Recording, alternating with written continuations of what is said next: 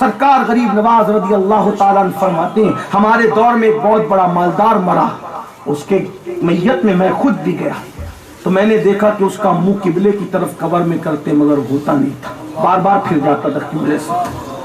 تو ایک صاحب کشف بزرگ نے کہا مت کرو، نہیں ہوگا۔ کیوں؟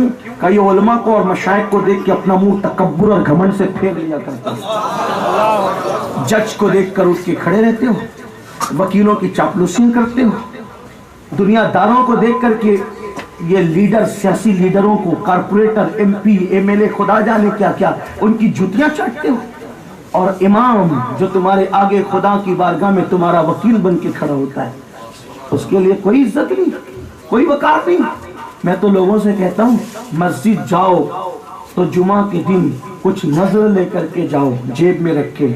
ٹرسٹیان جو دیتے ہیں 5-7 ہزار وہ ان کا میٹر ہے، ٹرسٹی اور متولی بھی تو ایسے چندی چور لوگوں کو لوگ بناتے ہیں کہ ہاں یہ ہنسنے کی بات نہیں، میرے دل کا درد ہے۔ جب تو امام کی تنخواہ بڑھاؤ، اس کی کیا ضرورت ہے، تو تو اپنی جیب سے دے رہا ہے۔ جتنی تنخواہیں جج اور وکیلوں کی ہوتی اس سے زیادہ اماموں کی ہونی چاہیے، ہاں، اس لیے کہ ایک الحمد کی الف کو ایک پلڑے میں رکھ اور دوسری طرف پوری دنیا کی دولت کو ایک پلڑے میں رکھ، کیا دونوں برابر ہو سکتے؟ وہ نہیں دیتے نہ دے، تم اپنی جیب میں اگر 500 لوگ نماز پڑھنے جمعہ کے دن آتے ہیں، ہر بندہ چپکے سے امام کے ہاتھ میں 100 روپیہ رکھ دے، تو میں کہتا ہوں جتنا مسجد اور مدرسے سے ملتا ہے اس سے زیادہ جمعہ کے دن اس کے پاس ہو جائے گا۔ اپنے اماموں کو مضبوط کرو۔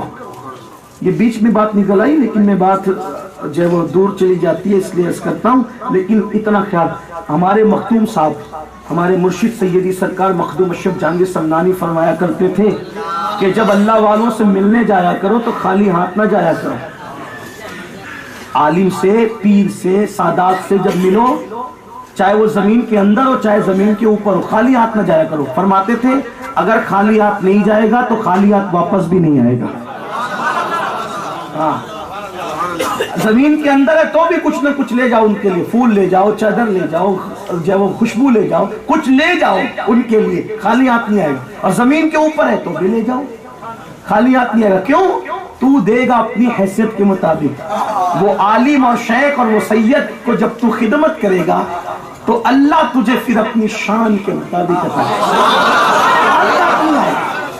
ہاں، لیکن بس اتنا کہتا ہوں، ہر 10 سال 8 سال کا کورس کرنے والا، پگڑی باندھنے والا عالم نہیں ہوتا۔ عالم وہی ہے، تعظیم کس عالم کی ہے؟ اسی عالم کی جو رسول اللہ کی تعظیم جانتا ہوں، ورنہ جس کے دل میں رسول اللہ کی تعظیم نہیں ہے وہ پڑھا لکھا تو ہے مگر عالم نہیں ہے۔